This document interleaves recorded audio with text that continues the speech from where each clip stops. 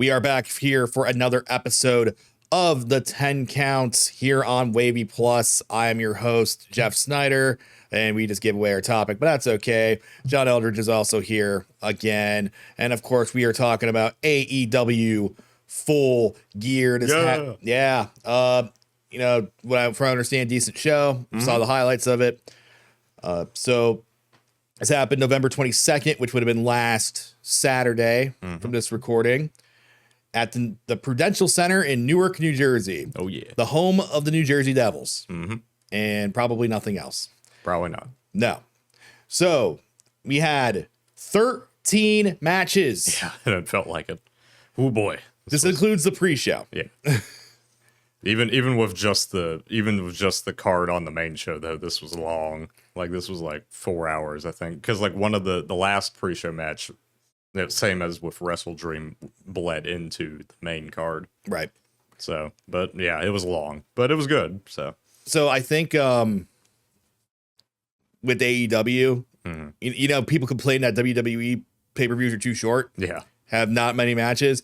It's the opposite for AEW. Yeah. There might be too many matches on the card for their pay-per-views, but you know what? You're going to get your bang for your buck. Sure. They know who their audience is, and those are the hardcore wrestling fans, the guys who like, and got men and women, I should say, people who like the in-ring stuff. It's less storyline based, more in-ring action, which is great. That's awesome. And the stories that were in this card were great for what they were. The storytelling comes through what happens in the ring, right? And that I really respect that. I love it. That's why I like AEW, and it's different from WWE. Yeah. So it's a nice change. So we'll go through these pre-show matches pretty quick because I don't think anybody saw them, except I did see one of them. The first match was the Bang Bang Gang, which is Austin Gunn and Juice Robinson. Great name. Yes, they were assisted by I'm sorry. Wait, what? Hold on, I had to read this again. Oh, you know what? There's a missing parenthesis here. All right, the Bang Bang Gang with Ace Austin. They beat Max Caster and Anthony Bowens, Big Bill and Brian Keith, and the Outrunners, who are Truth Magnum and Turbo Floyd, who were assisted by Dalton Castle. This was a 4-way tag team match, and the winners received a $200,000 cash prize. Nice. Wow. Yeah. I wonder if that's like shoot money or Monopoly money. Probably Monopoly money. Probably Monopoly money. I'm sure they won something for it, but I doubt it's $200,000. Yeah, it'd be really cool if Tony's like, hey, I want Austin Gunn and Juice Robinson to have an extra $200K. Yeah. That'd be really nice of him. Do you think they would split that down the middle, or how do you think they would do that? I'd say split that down the middle if you're but I don't know. Ace Austin's involved too. So who knows? Maybe he gets like. I have a similar question for later in the show, the $1 million match. Ooh, we'll get to that for sure. So Bang Bang Gang, Austin Gunn, Juice Robinson, $200,000 richer in storyline. Yeah. The next one. I wonder how they would spend that. On scissors? I guess. Maybe. Yeah. So the next one, my favorite match, because my favorite wrestling personality was involved. Boom and Doom, which is Big Boom AJ. Boom. And we all know Big Boom AJ is, all right? And QT Marshall. Oh, yeah. They were assisted with Aaron Solo. Enemies to friends. Yes. Yes, they used to fight each other. Now they're bros because they have a common enemy here. They were assisted by Aaron Solo, Big Justice, who is Big Boom AJ's son, and my favorite. Oh, yeah. The Rizzler. The Rizzler. Back on AEW again. Love to see it. Love to see the Rizzler. Someone told me, I was looking at Twitter, and somebody called the Rizzler an 1980s celebrity, and I totally get it. This kid has like everything. He has his own meal at Hardee's. Does he? Wow. Yeah, there's a Rizzler meal. Yeah, there is. Yeah, I remember seeing that. Get a Rizzler meal. This kid, I think like, this kid has like his own like action figures now. He's the most famous 9-year-old in the world. He's got to be. He has to be. Like this kid just appeared in. Okay, if you're not familiar with Big Boom AJ, his shtick, he does this thing with his son, Big Justice, and the rest of his family. Really, they're called the Costco guys. They go to Costco. They like test the products. They give it a boom or a doom. And they do this with like other things. They do like food challenges and whatnot. And they just say things are booms or dooms. You give 5 big booms where they like something. So, and the Rizzler started like appearing in their videos. And the Rizzler became more famous than both of them. Yeah, true. So good for the Rizzler, I guess. Yeah. And you know, and you know, Rizzler's parents, and he has a little brother, and you know, they're very active on social media too. Mm-hmm. It seems like a great family. Yeah, it seems like they make sure they let this kid be a kid still, while he's still having all this fun doing all this cool stuff that I would have killed to do at 9 years old. Yeah. So anyway, they faced RPG Vice, which is Rocky Romero and Trent Beretta with Don Callis. And the best part of this match was, of course, Big Justice took a couple bumps. Yeah. And he ended up giving a diamond cutter to Trent Beretta. Pretty good looking diamond cutter, too. Yes. Trent Beretta, like, this is a continuing storyline. Trent Beretta assaulted Big Justice in their last match, which was like 3 or 4 months ago. Yep. Big Boom AJ and Big Justice show up every 3 or 4 months because they're busy. They're busy guys. So they're busy Costco guys. Exactly. They're busy at Costco, giving booms. So it looked like it was a pretty good diamond cutter. You know, Big Justice got some air on it. Got some good air on it. More air than I would have thought. Yeah. The Rizzler did not do any moves. I don't think he's old enough. I don't think he's old enough yet. Big Justice is like 12, 13 years old now. So the day I see the Rizzler do the spinal tap will be the best day of my life. It's going to do a Canadian Destroyer. Hell, everyone can do a Canadian Destroyer nowadays. I would love that. I would love to see the Rizzler just like pile drive somebody. Maybe the funniest thing, just give someone a tombstone. Yeah. Maybe one day the Rizzler will grow and be a professional wrestler, but who knows? I feel like Big Justice is already on his way to being an actual professional wrestler. Seems that way. He's got a nasty spear. Yeah. Oh, and by the way, like when I first saw the Costco guys, you know, I see their shtick. I'm like, man, there's something really familiar about this. There's there's something about this that like just screams familiarity. I couldn't figure out what it was. And then a guy on YouTube did a video about them. Like, well, the dad, he used to be an independent wrestler. I'm like, that's what it is. I knew it. I knew he had something to do with wrestling. Well, now Big Boom AJ, you know, part-time performer now. They won the match, by the way. Yep. Yeah. It's a surprise for no one. Surprise no one. I mean, like, who could go over on Big Boom AJ now? Man. I mean, do we put him in the title picture? I think so. But what is he, like 3-0 now? He's 3-0. And he wrestled the match with a broken he should be leg. In the Continental Classic. I agree. He probably should have been in his gauntlet match later. It could have been, honestly. That would have been pretty funny. All right. So, Big Boom and Doom getting the win there. The next match was a quick match. It was Eddie Kingston and Hook defeated the workhorsemen of Anthony Henry and JD Drake. This was a squash. It's a minute 50 tag team match. Yeah. Not much to say about that. The last one on the pre-show was for the CMLL World Trios Championship. The El Sky team of Mystico, Mascara Dorada, and Neon, assisted by Alex Abrahantes. I love that. Defeated the Don Callis family. They beat Okada, Takashita, and Hechicero. They sure did. Yeah, wow. This is one of the most of this was on the main card. Like barely any of this was actually on the pre-show. Oh, really? To start on the pre-show? A lot of this one was on the main show. Yeah. I would say like 15 minutes. Yeah, I was going to say, why would you put Okada on the pre-show? Are you crazy? But apparently not. I mean, it was technically the pre-show. Yeah. But yeah. I mean, it was a good match for what it was. Don't get me wrong. I mean, the main reason they lost, obviously, is because of the whole Okada, Takashita, you know, bad blood between them both and them not being able to get along. And like Okada was like, after the match was like, the one thing I'm thankful for is I will not have to team with Takashita. Oh, Okada.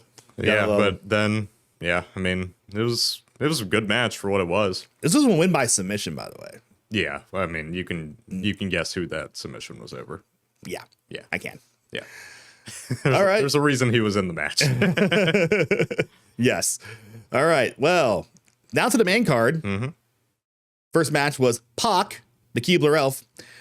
He defeated Darby Allin. Yeah. And Pac has like a new haircut now. Yeah. He's not grease anymore. Well, it's still grease. It's just a lot shorter. Shorter grease. I don't know. I don't like it. Yeah. It looks weird on him. Yeah, I like the longer hair better, personally. Definitely. The Adrian Neville days back in oh yeah. all the way back in the day. Missed that. Well, he beat Darby Allin. That's pretty cool. Well, Darby was severely burned. Well, I wouldn't say severely, but he definitely had burns from when he took that nasty table spot at Blood and Guts, through the burning table from Pac, which is what set up this match in the first place. And then, Darby had control a good deal of this match, I'd say, but then Wheeler Yuta came and interfered like he always does, and then Pac hit him in the head with a bat, and then that was 1, 2, 3. So, all right. But yeah, I mean, it was solid for what it was. Good stuff. Always love seeing Darby Allin. Oh yeah, Darby Allin's he's going to take risks. He's great. Next match. This was a 4-way tag team match, and the winner gets to choose the stipulation for their semifinal match in the inaugural AEW Women's World it's Tag a Champion. little confusing. Your stipulations for the semifinal match. Yeah, I know. Okay. Anyway, basically these 4 teams are all in the semifinals for the inaugural women's tag team match. Yeah. And so they're all facing each other, and basically whichever team wins got to pick the stipulation for their semifinal match. So why wasn't this just a semifinal match? Okay. Well, because it's 2 versus 2. Oh. Or well, it the ones that are on normal TV, like on, for instance, I believe Sisters of Sin fought Babes of Wrath on the Dynamite after this show. So, and then Tony and Mina versus Marina and Megan Bayne will be after this. Okay. So basically, whichever team won this got to pick the stipulation for their semifinal match. I get it. All right. So this was the Timeless Love Bombs, the Timeless Tony Storm, and Mina Shirakawa. Take a guess at what love bombs mean. Babes of Wrath was Willow Nightingale and Harley Cameron. Sisters of Sin, Julia Hart and Sky Blue. And Megan Bayne and Marina Shafir, who don't have a cool name. So everyone in this match was in the women's Blood and Guts, by the way. They were. Thought that's an interesting point to note. So it ended up with the Timeless Love Bombs beating all 3 of these teams. Yep. And they get to choose a stipulation. Do you know what stipulation they chose was? Yeah, I think it was like a holiday death match or something. And they're against, that's going to be against Megan Bayne and Marina. Yeah, so be careful of those candy canes now. Yeah, I know, right? Christmas lights are going to be wrapped around your neck. Oh, yeah. Man. It's going to be fun. It's going to be a fun one. Give me a fun one. So Timeless Love Bombs with the win there. Next match for the AEW World Tag Team Championship. And we have new AEW World Tag Team Champions as friends of the show, FTR. With Big Stoke. With Big Stoke. They beat Brodito, Bandito, and Brody King, Cash Wheeler, and Dax Harwood once again, the AEW World Tag Team Champions, as they should always be. Yeah, this was an awesome match. There's not much I can say about it. I mean, there was crazy spots. Stokely even took a bump. But yeah, no, it was really great all the way around. This is probably my second favorite match on the card, I'd say. Yeah, I mean, FTR is always good, no matter what. Brodito is fantastic. Yeah, Bandito hit some crazy spots in this match. He always moves so fluidly around the ring. It's just great to see him. I hope that they get them back at some point, obviously, because I think Brodito still has a lot left in the tank, and I hope they don't fall down the card as a result of this. But yeah, I'm glad FTR won it. I can see a nice rematch, little run between nice best out of 3 out of I'd love a best out of 3. That'd be great. These. Yeah, that'd probably be the good teams to do it with. Tag team division could use that. Yeah, it's definitely the 2 hottest teams right now, I'd say, because I mean the Bucks, we'll get into them, but they're doing their own thing. And then besides them, I mean, I know you got the Don Callis family, but they're also kind of in some turmoil right now. So yeah, that only makes sense that these 2 go at least 1 or 2 more. All right. Next match, a 12-man casino gauntlet match. Well, we didn't know it was 12, man. But it ended up being 12. Yes. Basically, it was like as many people come in until the match ends, or at least that's what they told us. Right. 12-man casino gauntlet match, which it ended up being. Started with Bobby and Shelton, but they didn't really, wrestle each other. Bobby Lashley. That's it. I'll be a son of a classic video. But yeah, Bobby and Shelton started the Hurt Business syndicate. Yep, they then hurt Ricochet people. came in, and then the Demands kind of beat up Shelton and Bobby, and they were gone for forever. It felt like 15 minutes they were on the floor. Yeah. But yeah, this match was actually really fun because, After Ricochet was Claudio, and then I want to say Daniel Garcia. Yeah, Daniel Garcia, and then Matt Menard. Yep, Matt I Menard. wonder if he's related to Paul Menard from NASCAR. I was thinking that right when he came in. Which means he would be an heir to the Menard's fortune. That's true. Yeah. So, I'm like, who's Matt Menard? But yeah, this match went on 22 minutes. It was really awesome. Yeah. Both members of Jet Speed came in too, and they're both phenomenal, obviously, with Speedball and Kevin Knight. But yeah, no, this match was awesome. Wheeler Yuta was in it too. Everyone did their bit phenomenally. And ended up with Ricochet taking the title. Yeah, Bald Ricochet is the inaugural, because we need another belt, the inaugural AEW National Champion. I mean, the belt's really pretty. I got to give it to him. That's good. It's a very good looking belt. I like that. And right at the start, actually, when Ricochet was beating them up with the mic, he actually made a Big Boom reference as he hit him 5 times in the head with his microphone. He said, "You like that, AJ?" It's amazing. All right, Ricochet with the title there. Oh, yeah. Next match, Kyle O'Reilly against John Moxley with Marina Shafir in a no-holds-barred match. John Moxley's specialty, there was a lot of blood. It's not a Moxley match without a fork. Nope, That's what definitely I not. nowadays. Yeah, maybe. But yeah, this was a continuation from Blood and Guts, where Kyle O'Reilly got like the bloodiest I've ever seen anyone, maybe ever, because of the fork. And then this led to, and obviously at the end of Blood and Guts, Kyle tapped out Moxley to win. And then this led to this match, obviously, which also involved a lot of blood and a fork. And led in the very end to Moxley tapping out. I wonder if Kyle O'Reilly again. I wonder if you use that fork at like Thanksgiving. Do they celebrate Thanksgiving twice at the Moxley household, considering Renee's Canadian? Oh, that's a good point. Maybe they do. Maybe they do. I don't know. Where's Moxley from? Oh, yeah, he's from Ohio. He's from Cincinnati, Kentucky. Yeah. Yeah. That's how I feel about Cincinnati. That's how far south it is. All right. But then Moxley came back afterwards and, kicked him while he was down. So obviously this isn't over. Not over. It's definitely not over. We're going to continue the Kyle O'Reilly Moxley feud, which is fine. And with Darby as well, I'd have to imagine. This next match, very cool.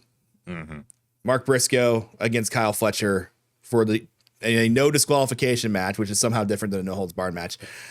For the AEW TNT Championship, and had Briscoe lost, he would have been forced to join the Don Callis family. But good news, he didn't lose. He actually won, and now he's the AEW TNT Champion. Yeah, this was my favorite match, like, by far. I mean, Mark Briscoe, man, the last 2 years of his life have been just, he has overcome this loss of his brother, they were a tag team for 20 years. Yeah. They never really fought each other. They never really broke up ever. They were side by side for all that time. And then, of course, we unfortunately lose Jay in that horrible car accident. And ever since, Mark has really taken the torch. He's like, my brother's with me. I feel him with me. Yeah, there was an incredible package before this about like with Mark and the whole conglomeration and just, him fighting for his family. And it was great, honestly. I mean, even that before the match, you could just tell this match was going to be great. And it was. Because, I mean, Kyle Fletcher and him are like, I wouldn't say, I don't know about soulmates, but they're close if they're not, because these two are phenomenal against each other every time they face. Just a wonderful match, and it's wonderful. Yeah, Brainbuster on the chair. I mean, like, we had him flying through ladders. They had a froggy bow off a ladder onto Kyle, through a table, a J driver into tacks. I mean, like, it was definitely the best match on the card. Absolutely. Mark Briscoe, the AEW TNT champion. And the conglomeration gifted him a new TNT belt with all this camo on it, and it's really cool. Oh, that's sick. Yeah. Oh, man, that's perfect for him. Oh, that rules. I need to see it. Oh, yeah, it's really cool. Oh, yeah. Next match for $1 million. Josh Alexander and the Bucks against Kenny Omega and Jurassic Express. And, the Young Bucks awarded themselves $1 million. They won the match. Yeah, but see, the thing is, Don Callis would have given them all the money if they had won the match. And they did win the match. They won it. But then when the Don Callis family came and was just beating up on Okada and Jurassic Express, Bucks gave up the money, came back. They saved them. So they chose their family and friends over the money. They chose Kenny Omega over the money. They chose Kenny. They turned face. Wow. Again. For the 80th time. How long will this run last? Who knows? Who has? I have no 3 idea. months, 4 months. But, it was nice in the moment, And, the match was fine for what it was. Honestly, it probably could have been on a Dynamite, but just the ending sequence alone, obviously, is what got this on the pay-per-view in the first place. All right. Like it. Next match, semi-main event. Yes. Chris Statlander against Mercedes Moné and her 75 belts. For the AEW Women's World Championship. Mercedes Moné trying to add the ultimate prize to her collection. It's the only one she hasn't won. And she still hasn't won it. Nope. She lost. She lost to Chris Statlander again. Yeah, this match was phenomenally fought. I mean, Monet was ridiculously good in this match. I mean, she hit a 3 amigos in this match, but it was a 14 amigos. 14 amigos for each of her. Well, for 13 for each of the belts she had, and the 14 for the AEW Women's title. Man, that was an awesome spot. I mean, yeah, this match slapped in every way it could have. I mean, it was slow at points, it was fast at points. It was really good. Like it. But yep, Statlander still the champ, thankfully. Chris Stat, baby. Thankfully, still the champ. Mercedes Moné will probably get another opportunity. But no, it was phenomenally wrestled. I mean, this really couldn't have been a lot better than it was. Yeah, Mercedes will get another chance to win another belt at some point. We're just wondering when she's going to lose all these other belts, because probably never. Probably not. Yeah. But we got to see. Something's got to happen here. Yeah. At some point. She has to start putting people over here soon. I mean, she just has to. Yeah. Next match, the main event of the night. Hangman Adam Page, the defending champion, against Samoa Joe for the AEW World Championship. In a steel cage match. Yeah, and this match, a lot of blood, usual. Now, Samoa Joe, he bladed deep. Oh, yeah. And early. It was 5 minutes in, and his face he had a crimson mask on, super quick. Yeah. But yeah, no, it was fine. I mean, it ended up being the ops interfered. Shibata came in, distracted Hangman at one point. Powerhouse Hobbs ripped the door off. Then Hook came in and ended up, revealing that he was still in the ops. Which is funny, considering he was on the pre-show not in the ops with Eddie Kingston. But now he's in the ops again. Yes, now he's in the ops again. But did he ever really leave? That's the real question. He was in the ops, and he was the ops of the ops, and now he's back with the ops. Yeah, he hit Hangman in the head with the belt, then Muscle Buster, 1, 2, 3. But then Swerve returned. Yeah, Swerve's back.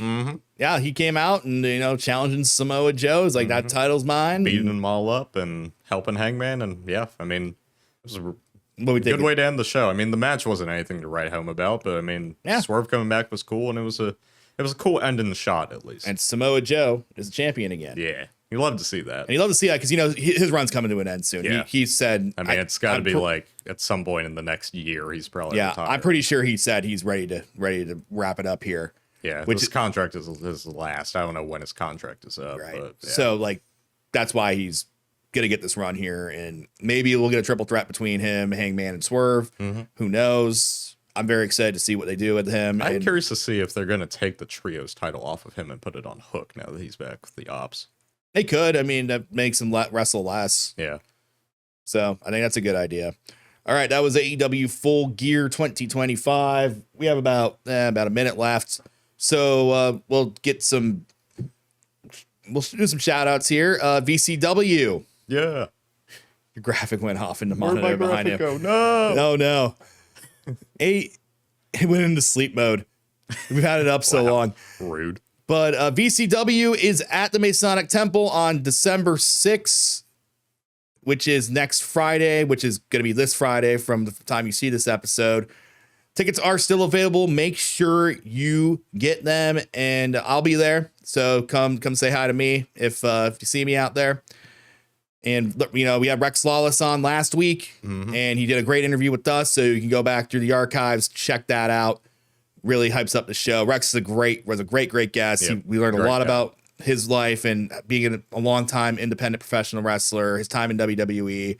Even talked about the time we reminisced about a time I saw him 10 years ago. So that's how old I am. All right. I think we're done, man. All right. This has been a 10 count for this week. Nice seeing y'all. We will see. Bye. We will see you next time.